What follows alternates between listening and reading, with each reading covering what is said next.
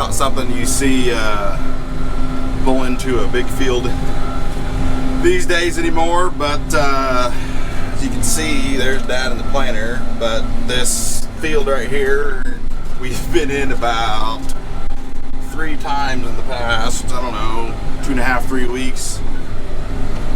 Just can't seem to catch a break with the rain to get it finished up. That's 120, and I think, I don't know, 80 of it's up already, and then we're going to get this last bit finished up today. But so I went and got this cultivator from a buddy of ours, and we're going to level out some ruts that the planter made, unfortunately, so we can hopefully go ahead and try to scratch over the top of the planter and see what happens. But I'll get up here and kind of show you what I'm dealing with. I'm going to have to figure out where the planter's been and not been in these ruts.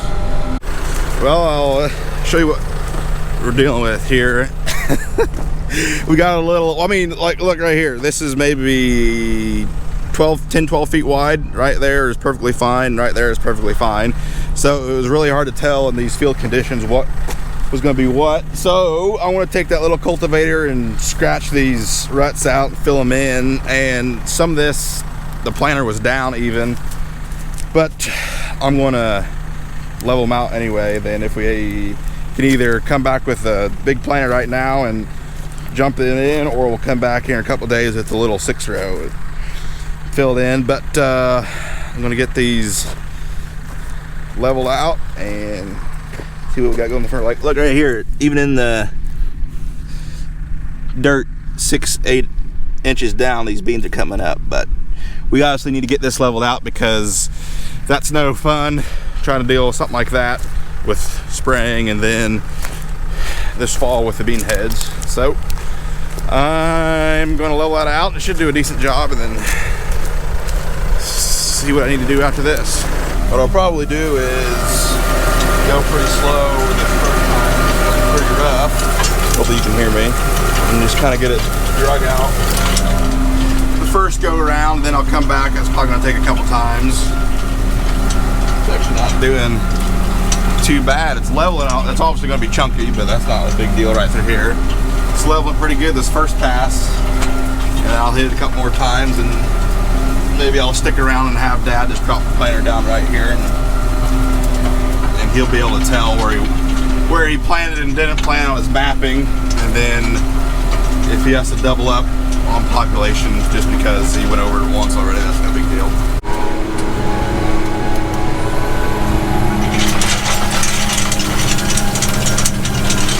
This is honestly working a lot better than I thought it would. This little cultivator is pretty sweet. We used it this past March, I think, to level out some tile lines, and it did really well on that. And our buddy said keep it as long as we want, so I might just take him up on that. That went a lot better than I thought it would. And I think after about 10 minutes, I'm done here. Kind of out of the loop this morning. Everybody else was doing their own thing while I was hooking this cultivator up, so I'll have to get a hold of Dad or Luke and see what else I need to do here. But I think my job here is done. Little chunky, but it'll plant. It used to have old school, old-fashioned sweeps on there, but we just put a bunch of our own worn out cultivator sweeps on there, so it didn't work too bad. But I just got off the phone with Luke, and everybody else is across the river, which you guys probably knew that from the last video, but we've yet to get the planters over there just because it's rained ever since we moved the tillage tractors over there. So I'm going to take a car over there and hop in a tillage tractor. We're working some more weeds down ahead of the sprayer, spraying 32. And then we're going to have to go over that 32 again to work it in, and then we can finally, hopefully, get the planters moved over there today and get started. We got like a, what is today, Friday? It's supposed to rain Monday evening, so we got a 3 or 4 day window. We can hopefully get a bunch of acres knocked out, get some long hours in. So I'm going to go over there and help Luke with some tillage, and he's probably going to come over back over here, hop in his planer, and then Dad will probably take the planer over, the bean planer over there, I guess, and then we could have both planers going. This is the most direct route to our acres across the river, but as you can see, this is a really old school metal and wooden bridge called airtight bridge. There you go. Now all you weirdos can Google that, find it on Google Maps, and see how close we are. But no, that's the most direct line of sight route to our acres across the river, but it's like a 3-ton weight limit, so even when we take our pickups over it, we're pretty far overweight, but we're not too concerned about it. That's why it takes us so long to get our equipment up and around. We got to go over the main bridge in Oakland, or every once in a while we'll take a semi across down by Charleston, but that's kind of out of the way. But I just thought I'd share that little fun fact with you guys. Well, I got a couple sweeps changed. Not a whole lot. We only had like 8 on the truck, but it's better than nothing. How often, let me know in the comments down below, how often do you other farmers change sweeps? Here's a pretty good example. See, as you can see, this side is worn out a little bit more than this side. The point's decent, and usually the points wear out before the width does, and really the width is all that matters, but you can see it was getting a little thin right here, so I went ahead and changed that. We are pretty conservative when it comes to changing sweeps. We play it pretty safe, change them out early, but which is all right on a year like this with all this weed pressure. But here's a comparison. As you can see, the width is pretty darn good, but I don't know. We change them out a lot, and it's probably cost us a bit more money, but we like to play it safer in the long run. So I'm gonna hop in this rig, take it right up the road, and get started working in some 32 that Matthew sprayed about an hour or two ago. And hopefully we can get the corn planter going. We already got the bean planter finishing up what we could on the east side of the river. So we'll see how things go.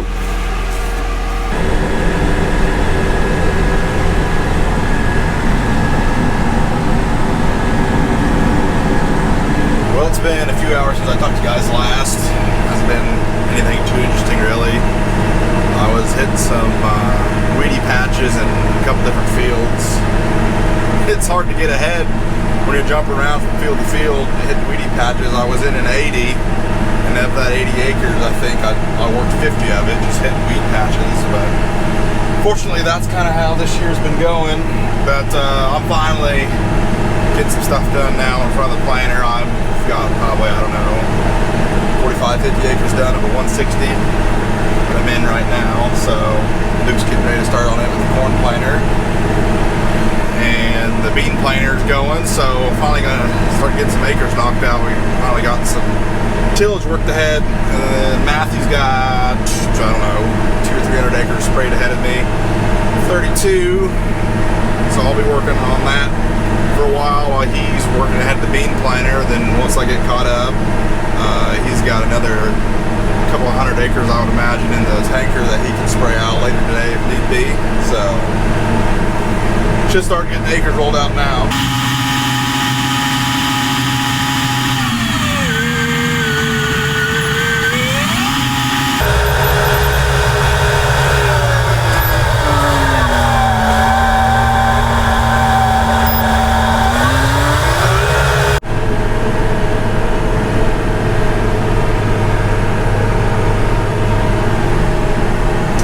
They say farmers are lazy these days. I don't know where in the world they think they would be getting that from.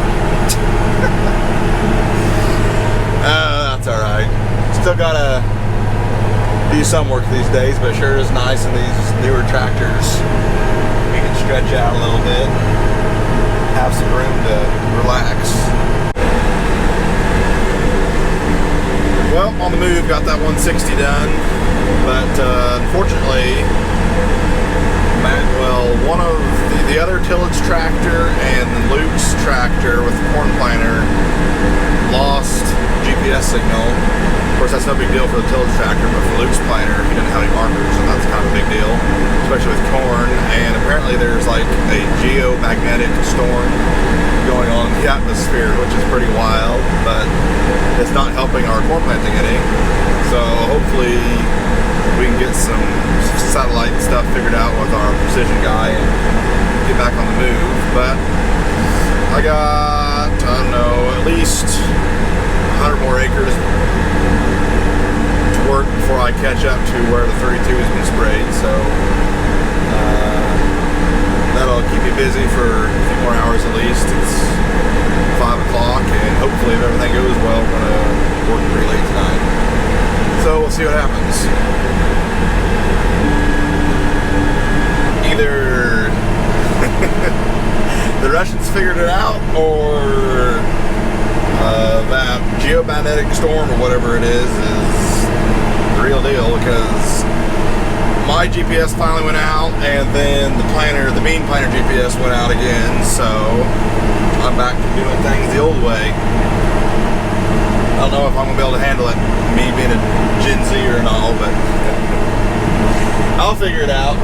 But even though I moved, I can still see Luke, and he's still sitting there in the corn planter, so that's not good. Hopefully we can get something figured out and get him up and going. I guess he should have bought some markers. Oh, look at that, it's back. That's what I want to see right there. DGPS, at least for Case H stuff, or at least on the 700s. Means we're good to go. I know, so I'm back up and running. Matthews is going. I still don't know about Luke, because Matthew and I are both running range point signal, which is RTX, and then Luke's running RTK on his tractor, so I don't know if that makes a difference or not. So, but I don't know. Tell you what, that was a stressful little bit there where I had to do it by hand, but I came through, so hopefully it'll keep working the rest of the night. I just got a couple acres here in this little field left, and then I might hook back up to the turbo and work down some weeds. I don't know. We'll find out after I finish this field, I think. Well, got the turbo going. It's doing a pretty good job, as you can see.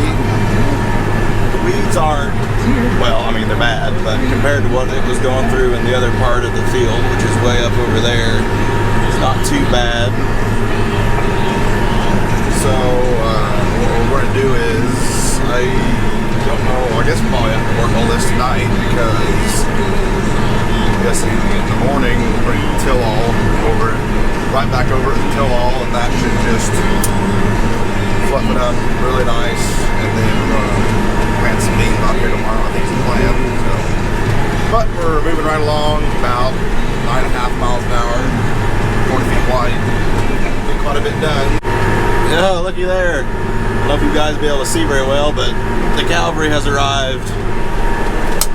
See that? Nope, there we go. This camera doesn't have a light on it.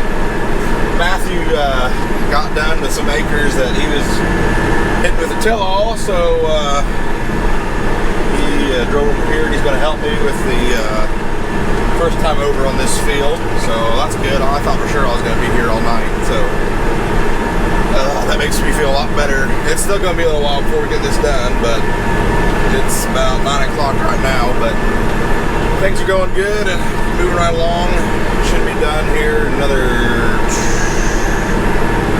I don't know for sure how much is done over there by the road, but a couple hours probably. But I think Dad should be getting close to done with what he can do with the bean planter for tonight. And then Luke's still got a little ways to go with the corn planter as far as groundwork ahead of him, but things are going good. We're getting stuff knocked out. Well, guys, it's going to be all it wrote for today. It's It's 11 o'clock right now. Just got done at that field. Dad quit with the meat planter just a little bit ago, and then I would imagine Luke's getting along pretty good with the corn planter, so I'm sure he'll be done shortly. But I don't know if this is going to be its own video or make it into another video, but tell you one thing that was pretty cool tonight was, with all that geomagnetic stuff going on, the northern lights were visible from way down south here. Let's see if I can't get it. I got a picture on my phone and I couldn't get it on the GoPro here, but look at that. That's pretty sweet. That was outside the tractor cab a couple hours ago. But I hope you guys enjoyed this video, and if this isn't the end of it, we'll see you tomorrow. If not, thanks for watching, and we'll catch you next time.